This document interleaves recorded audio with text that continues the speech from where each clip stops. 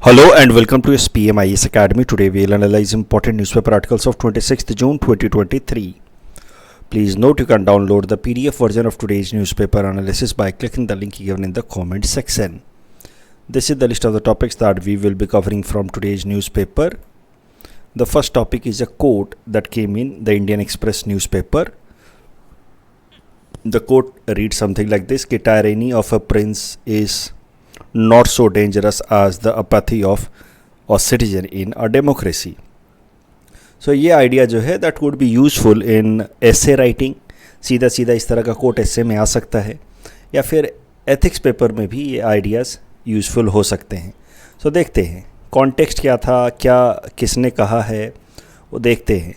सो ये जो आर्टिकल आया है या ये जो कोट आया है, that is in the context of the emergency that was invoked by our former Prime Minister Indira Gandhi ji about 48 years ago.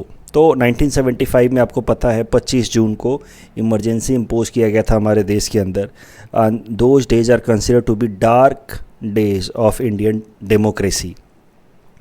तो उसी कॉन्टेक्स्ट में ये आर्टिकल या ये कोट लाया गया है, इंडियन एक्सप्रेस ने पब्लिश किया है कि democracy worst form of governance हो जाता है अगर उसमें सिटीजन जो हैं वो पार्टिसिपेट करने की अपनी विलिंगनेस को खो देते हैं. सिटीजन जब सेल्फ सेंट्रिक हो जाते हैं, then democracy becomes the worst form of government, and that happened to some extent during the emergency time. तो देखते हैं किस किस तरीके से उसको जोड़ा गया है करंट कॉन्टेक्स्ट में. सबसे पहले इस कोट का बैकग्राउंड देखते हैं. इसको दिया था फ्रेंच फिलोसोफर मॉन्टेस्क्यू ने in his book that was written in 1748, The Spirit of the Laws. तो पूरा कोट कुछ इस तरीके का है: The tyranny of a prince in an oligarchy is not so dangerous to the public welfare as the apathy of a citizen in a democracy. So basically he is questioning a democratic system where people are too much self-centric या selfish. जब लोग जो हैं वो public welfare या public activities से पूरी तरह से अपने आप को डिस्कनेक्ट कर लेते हैं and they become completely self centric, तो इस तरह के सेटअप में democracy becomes the worst form of government, that even becomes worse than an oligarchic form of government where a prince is committing tyranny over common people. So ये जो idea, it is very much similar to Hannah Arendt's concept of banality of evil. Hannah Arendt ने भी कुछ इसी तरीके की बात कही है कि जब हर आदमी पब्लिक स्फेयर में भी, देखिए हैना अरेंट ने अपने लाइफ को, इंडिविजुअल्स के लाइफ को दो स्फेयर में डिवाइड करके बताया है. हम सबका लाइफ जो है एक प्राइवेट स्फेयर होता है, दूसरा पब्लिक स्फेयर होता है. Public sphere where we interact with others, and when in private sphere of course when we interact with our near and dear ones, close family members and friends. तो private sphere के जो हमारे interest हैं, अगर वो हम public sphere में लेकर के जाएं, यानी कि जब हम काम करें तब भी हम पूरी तरह से सेल्फिश होकर के सोचें कि इससे मुझे क्या, मेरे परिवार को क्या फ़ायदा होगा, मुझे पर्सनल लेवल पे क्या फ़ायदा होगा. So that leads to banality of evil. Evil becomes normal, common, where everyone becomes self centric, then evil becomes normal and common. That is what Hannah Arendt meant by the term banality of evil. Basically she was writing, or she gave this term banality of evil in a context, जो उनका जो letter है Eichmann in Jerusalem, that's entirely a different story. Eichmann was a Nazi commandant who was indulged into torture and harassment of many Jews inmates during the concentration or during the interwar period where Jews were subjected to concentration camp. So there this she said कि कैसे लोग selfish होकर के duty के नाम पे सारी evil activities करते हैं just for the sake of having more promotion or more salary. So let us not get deviated, but मैं ये कह रहा हूँ कि ये जो कोट है, tyranny of a prince in an oligarchy is not so dangerous than public welfare, not dangerous to the public welfare as the apathy of a citizen in a democracy. जब सिटीजन जो है वो बहुत ज़्यादा self centric हो जाते हैं और पब्लिक वेलफेयर से अपने आप को पूरी तरह से डिस्कनेक्ट कर लेते हैं, then that becomes the worst system. ये ऐसा ही कुछ कह रही है Hannah Arendt in her ideas of banality of evil, कि in such cases evil becomes normal, banal. इसी तरीके की बातें मार्टिन लूथर किंग जूनियर ने भी कही है, who was a civil right activist in 20th century in the US who struggled for the rights of colored people. तो Martin Luther king junior कहते हैं कि ultimate tragedy is not the operation and cruelty by bad people, but the silence over that by the good people. So the main idea is that people might feel so self-engrossed that they would not see anything wrong in enriching themselves at the cost of others. So this is what happening in modern times. जब democracy में भी हम लोग purely selfish interest से guided होते हैं, तो that leads to what, caste based, religion based voting, majoritarian domination over the minority. All such things happen, and in such cases democracy becomes even worse than tyranny of a prince in an oligarchic system. इसी context में इस article में link किया गया है emergency के दौरान जो हमारे देश में एक मूवमेंट स्टार्ट किया था जयप्रकाश नारायण जी ने. जयप्रकाश नारायण जी ने एक मूवमेंट स्टार्ट किया था जिसको उन्होंने नाम दिया संपूर्ण क्रांति, टोटल रिवॉल्यूशन. संपूर्ण क्रांति के बारे में हम अगले आर्टिकल में भी देखेंगे. Basically, he wanted to completely give up the parliamentary democratic form of government. He wanted to completely upend the system or change the system, and he talked about party-less democracy and total revolution. और historian Bipin Chandra कहते हैं कि JP movement was an attempt to take country in even worse direction. Emergency तो blot था ही हमारे देश के लिए और देश की डेमोक्रेसी के लिए. JP movement was even worse. जब आप पार्टीलेस डेमोक्रेसी और टोटल रिवॉल्यूशन की बात करते हैं, so in that sense Bipin Chandra says कि he was basically guiding India away from the parliamentary democracy which we attained after a lot of difficulties, and that could become more dangerous path. वो बात अलग है कि जिस तरह के वेग आइडियाज़ की बात की जयप्रकाश नारायण जी ने, जेपी ने, वो एग्जैक्ट तरीके से उस डायरेक्शन में बहुत ज़्यादा काम हुआ नहीं. अल्टीमेटली डेमोक्रेसी रिटर्न, जनता पार्टी की सरकार आई, एंड देन लेटर ऑन फिर इंदिरा गांधी पावर में आ गई. बट अगर वैसा हो जाता तो बिपिन चंद्रा के हिसाब से India would also move into authoritarianism and fascist regime as was seen in Italy and Germany after first world war, and as was seen in Pakistan and Indonesia in 1960s. Pure anarchy. चूँकि emergency के 48 years हो गए हैं तो emergency से related कई सारे articles आए हैं. पहला जो आर्टिकल है वो भी इमरजेंसी से रिलेटेड था, जिसमें ये कोट हमने देखा मॉन्टेस्क्यू का, that was talking about democracy. The second article is also about emergency a black day for democracy. This topic is important for our syllabus GS paper 1 post consolidation history of India. तो emergency का थोड़ा background देखते हैं. 1975 में किस context में और क्या क्या इवेंट्स हुए that ultimately unfolded into emergency. तो 1971 Indira Gandhi won general election by huge majority. उन्होंने हाल फिलहाल में 1971 की बात मैं कर रहा हूँ, उस वक्त हाल फिलहाल में नारे भी दिए थे, प्रो पुअर नारे भी दिए थे, गरीबी हटाओ एंड ऑल. तो उसके अलावा कई सारे प्रो पुअर पॉलिसीज़ भी लाए थे, जैसे nationalisation of bank, abolition of privy purse for rajas maharajas. तो कई सारे प्रो पुअर पॉलिसीज़ के कारण she was very popular during 1971. और उनकी पॉपुलरिटी में सबसे ज़्यादा ऑगमेंटेशन करने वाला इवेंट था बांग्लादेश लिबरेशन वॉर. जब पाकिस्तान के 2 टुकड़े कर दिए, बांग्लादेश एक अलग नया देश बना दिया, that was earlier East Pakistan. तो naturally her image got very strengthened and she was considered to be a very bold leader. ये सब तो पॉजिटिव चीज़ें थीं जो इंदिरा गांधी के इमेज को काफ़ी ज़्यादा स्ट्रेंथन कर रही थी. लेकिन फिर 1971 के बाद से धीरे धीरे देश के अंदर इकोनॉमिक प्रॉब्लम्स शुरू हुए. बांग्लादेश लिबरेशन वॉर इंदिरा गांधी के पॉलिटिकल इमेज को तो काफ़ी मजबूत बनाता है, लेकिन that led to many economic challenges for India also. जब भी कोई भी वॉर होता है तो उसका इकोनॉमिक इम्पैक्ट तो होगा ही. न बांग्लादेश लिबरेशन वॉर से पहले बहुत सारे रिफ्यूजीज़ इलीगल तरीके से इमिग्रेट कर चुके थे इंडिया के अंदर. उनके कारण हमारे इंफ्रास्ट्रक्चर पे अनड्यू स्ट्रेस पड़ रहा था. उसके अलावा 93,000 प्रिजनर्स ऑफ वॉर हम पकड़ के ले आए थे ईस्ट पाकिस्तान से, जो बाद में बांग्लादेश बना, उनको सरेंडर करा के ले आए थे. तो वो एक इकोनॉमिक चैलेंज बन रहा था हमारे लिए. उसके बाद सब्सिक्वेंट ईयर्स में ड्रॉट्स पे ड्रॉट्स आए, 2 या 3 साल लगातार ड्रॉट्स आए, और बचा कुचा जो क्राइसिस था वो ट्रिगर हो गया because of oil crisis that started in 1973। 1973 में अरब और इजराइल वॉर या कन्फ्लिक्ट फिर से शुरू हुए। अरब इजराइल कन्फ्लिक्ट तो वैसे 1948 से ही चल रहे थे। अरब इजराइल कन्फ्लिक्ट के बारे में नए स्टूडेंट्स को मैं किसी और दिन समझाऊंगा, लेकिन इनको काफ़ी डिटेल में मैंने 3-4 बार न्यूज़पेपर एनालिसिस में कवर किया हुआ है अरब इजराइल कन्फ्लिक्ट। मोटा मोटा आपको पता होगा, इजराइल और अरबिक पैलेस्टीनियन लोग, Arab speaking Muslim people known as Palestine, उनके बीच में कन्फ्लिक्ट रहता है। तो 1973 में ये कन्फ्लिक्ट जो है एक बार वापस से एस्केलेट हुआ, और इस बार Arabic countries Saudi Arabia and all, उन्होंने फैसला किया कि वो ऑयल प्रोडक्शन को कट डाउन करेंगे ताकि वेस्टर्न इकोनॉमीज को निगेटिव इंपैक्ट पहुंचाया जाए for their support to Israel. Israel को सपोर्ट करते रहे western economy, specially US and western European countries have been supporting Israel.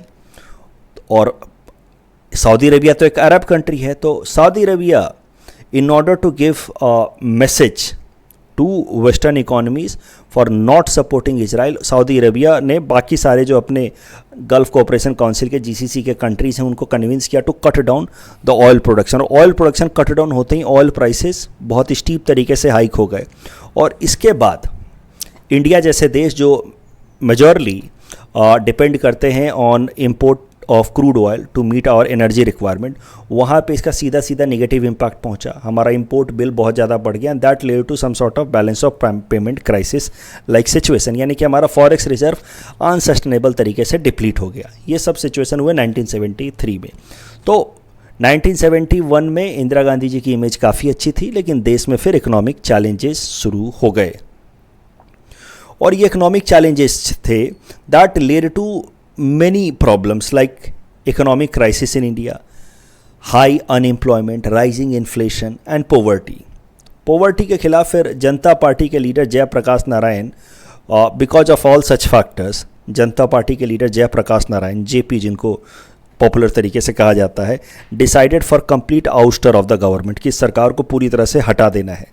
He called for संपूर्ण क्रांति, टोटल रिवॉल्यूशन। और इसी कारण से बिपिन चंद्रा क्रिटिसाइज करते हैं, हिस्टोरियन बिपिन चंद्रा क्रिटिसाइज करते हैं जेपी जयप्रकाश नारायण जी को। वैसे Jayaprakash Narayan is highly regarded as a Gandhian, but Bipin Chandra कहते हैं कि जब देश ऑलरेडी इकोनॉमिक क्राइसिस से गुजर रहा था, उस वक्त आपको इस तरह के एनार्किक रिवॉल्यूशन लाने की बात नहीं करनी चाहिए, संपूर्ण क्रांति लाने की बात नहीं करनी चाहिए। Jayaprakash Narayan asked members of police and military forces to disobey the unconstitutional orders given by the government. तो एक तरीके से एनार्की लाने की कोशिश कर रहे थे। This is why Bipin Chandra condemns JP for his Sampoorna Kranti. तो इकोनॉमिक क्राइसिस तो देश में था ही। फिर शुरू हुए political challenges for Indira Gandhi. क्या हुआ कि इंदिरा गांधी जी ने 1971 का इलेक्शन जीता था राय बरेली कॉन्स्टिट्यूएंसी से, लोकसभा के लिए 1971 का इलेक्शन उन्होंने जीता था राय बरेली कॉन्स्टिट्यूएंसी से। वहाँ पे उनके जो कंटेंडर थे, कॉम्पिटिटर थे, वो थे राजनारायण, और राजनारायण को बहुत भारी मतों से हराया था इंदिरा गांधी जी ने, बट राजनारायण ने केस कर दिया इलाहाबाद हाई कोर्ट में against Indira Gandhi for election malpractices. और जून 1975 में, on 12 June 1975, the High Court of Allahabad under representation of people act 1951 held that Indira Gandhi cannot continue as Prime Minister of the nation because she was found of practicing some illegal activities during the election that was held in 1971 against Rajnarayan. तो इंदिरा गांधी जी को disqualify कर दिया, और disqualify करने के बाद Allahabad High court ने कहा कि वो अब आने वाले 6 साल तक इलेक्शन नहीं लड़ सकती। ये personal political crisis Indira Gandhi के लिए, और इकोनॉमिक क्राइसिस तो पूरे देश भर में चल ही रहा था, जिसके खिलाफ जेपी मूवमेंट लॉन्च हो गया था बिहार में और गुजरात में। That was putting a lot of pressure on the government.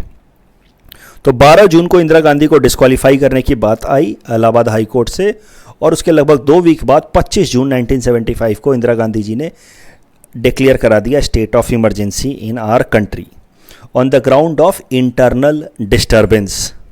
तो देखिए, नेशनल इमरजेंसी की बात कही गई है हमारे संविधान में इन आर्टिकल 352।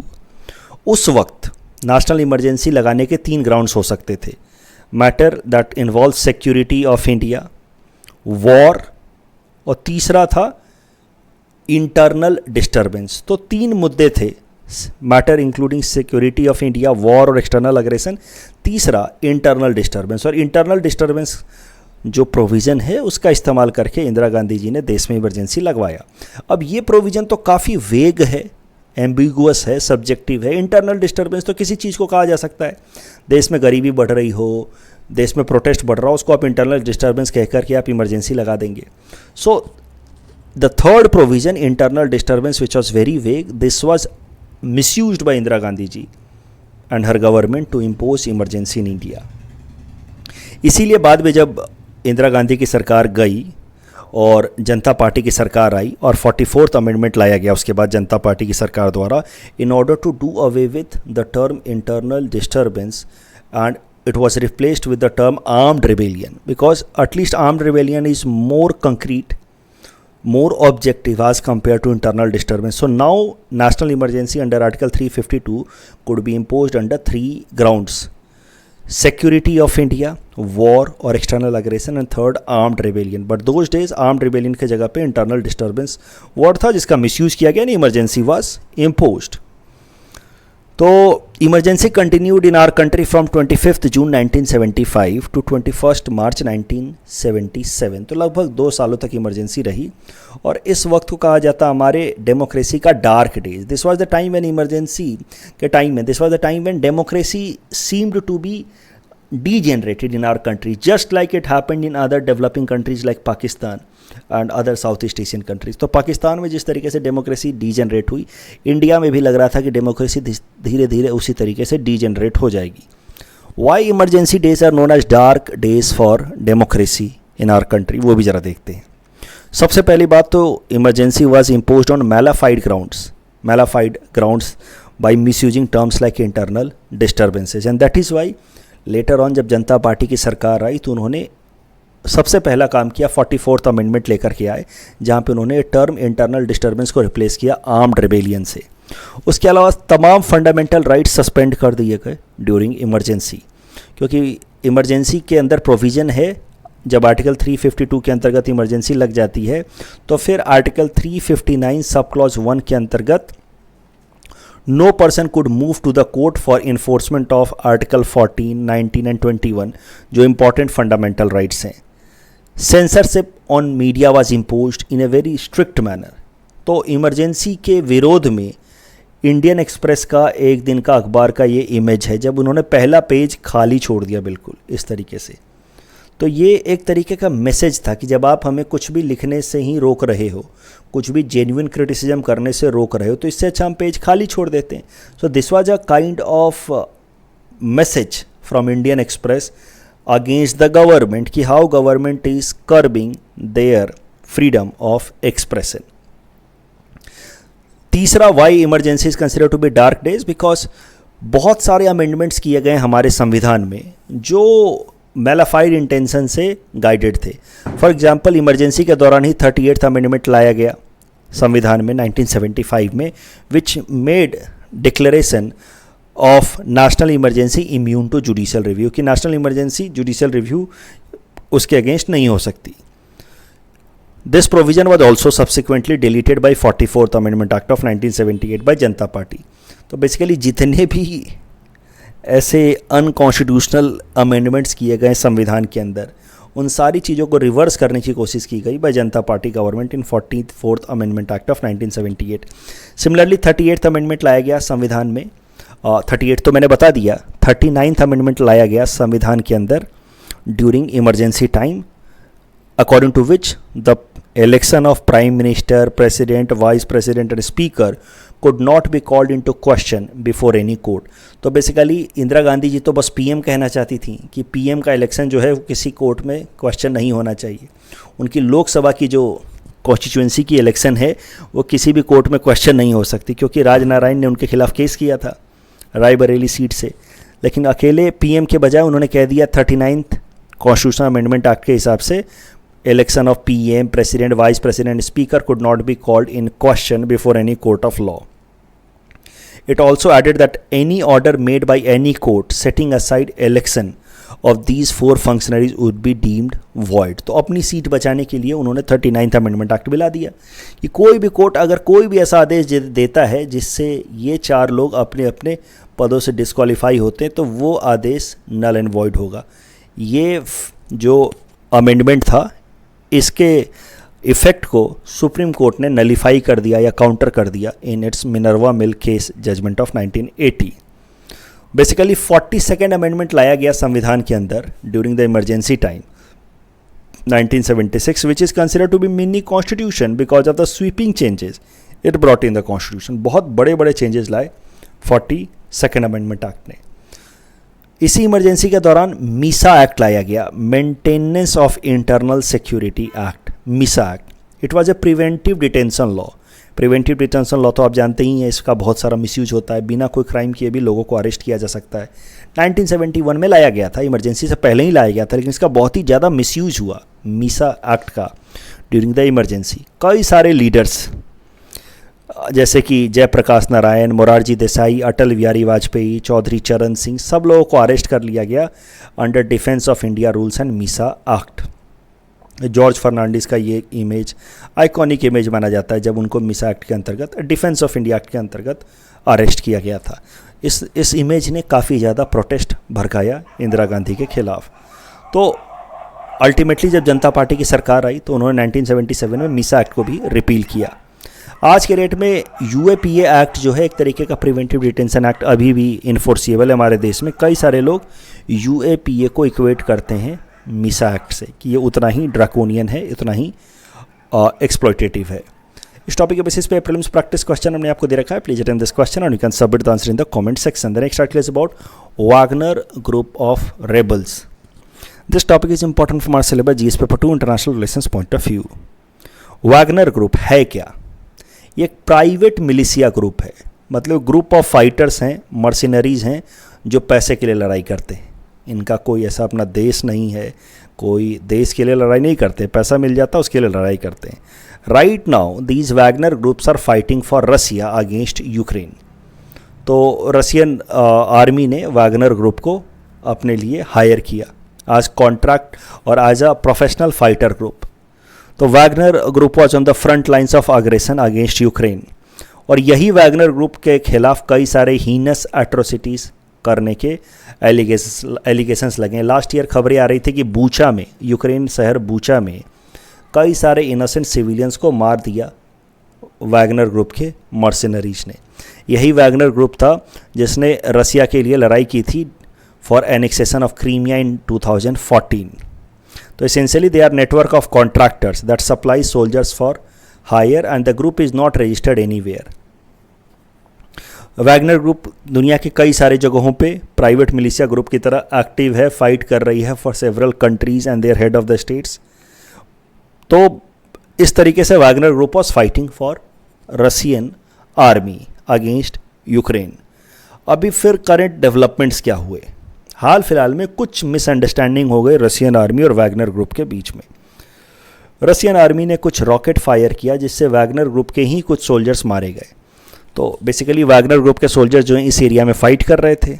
और यहाँ जो रोस्टोव ऑन डॉन रीजन है रसिया के अंदर, जो रशियन आर्म्ड फोर्सेस का मिलिट्री बेस है, यहाँ से इन्होंने कुछ रॉकेट फायर किया जिससे वैगनर ग्रुप के कुछ मर्सिनरीज मारे गए. उसके बाद Wagner group turned against the Russian forces itself. तो वैगनर ग्रुप का एक leader Prigozhin, he decided to march against Russia and Wagner group started to move towards this base, Russian army base Rostov on Don in retaliation. तो मुद्दा यह है कि Wagner group has now started to fight against the Russian forces themselves. That is a bigger irony.